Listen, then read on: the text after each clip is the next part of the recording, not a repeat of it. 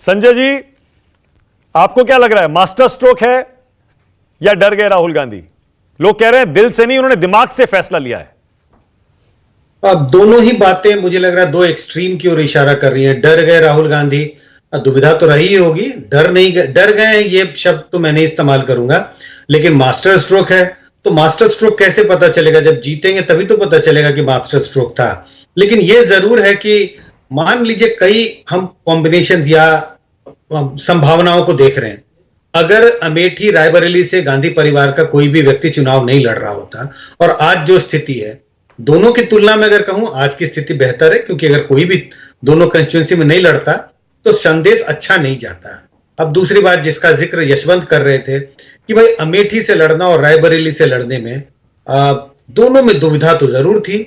अमेठी में नहीं लड़ने से यह तो जरूर है कि स्मृति वर्सेस राहुल होने से बच गया, लेकिन ये भी वो बार बार बीजेपी अब उन पर अटैक करेगी। ये कैंपेन चलता रहेगा, भाग गए डर गए, भाग गए डर गए, और मजाक तो उड़ेगा।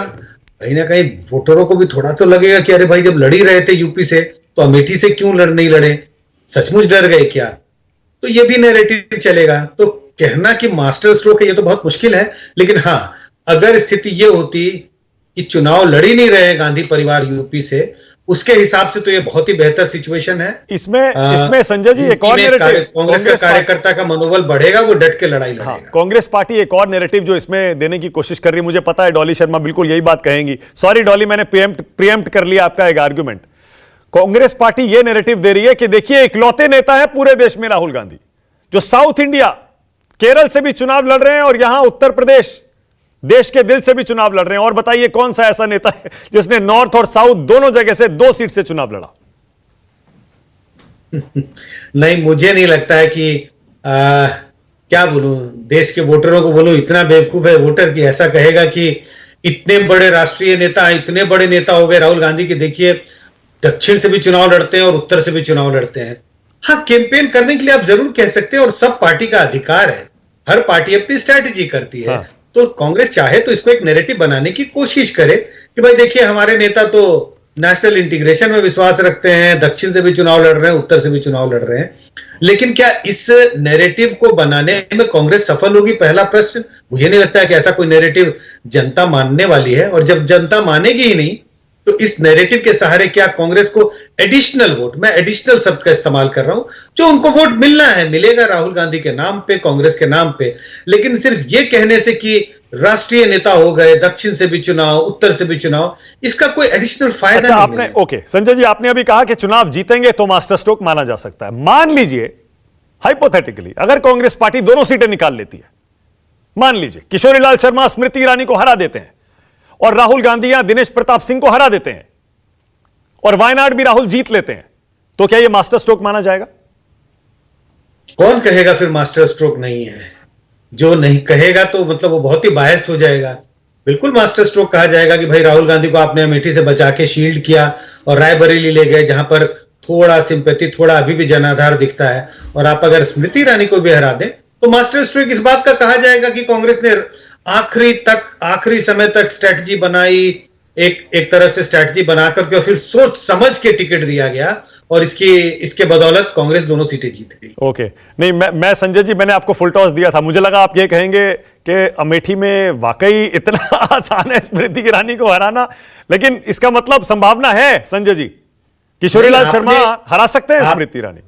नहीं, मैंने ये नहीं कहा कि संभावना, आपने कहा कि मान लीजिए ऐसा हो तो इसको मास्टर स्ट्रोक कहेंगे। हाँ। तो आपने कहा मान लीजिए ऐसा हो, तो जब अगर मान ही लिया गया ऐसा हो, उसी पर विश्लेषण था, तो मैं कहूंगा मास्टर स्ट्रोक है। लेकिन ऐसा होगा या नहीं होगा, आपने ये पूछा नहीं। और अगर आप ये पूछते क्या इसकी संभावना है, तब तो मैं जवाब देता कि इसकी संभावना है या नहीं। तो दीजिए ना, फिर दीजिए, मैं यही पूछ रहा हूं, बताइए संजय जी। देखिए अमेठी में संभावना तो बहुत कम है, बहुत कम संभावना है। हाँ, ओके। और यशवंत, उधर रायबरेली का मुकाबला मान लिया जाए दिनेश प्रताप सिंह, जो कि सोनिया गांधी को चुनौती दे चुके हैं, इतना आसान नहीं था, उनकी जीत का अंतर सोनिया गांधी का कम हुआ है, 1,67,000 पे आ गया था, 3.5 लाख था 2014 में। बड़ा इतना आसान होगा राहुल के लिए क्या?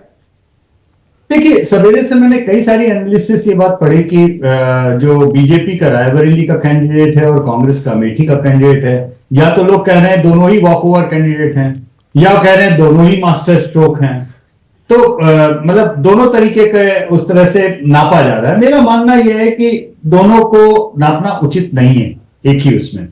और ये बात मैं मतलब जो कांग्रेस के अमेठी के कैंडिडेट हैं उनके प्रति पूरे सम्मान के साथ बोल रहा हूं।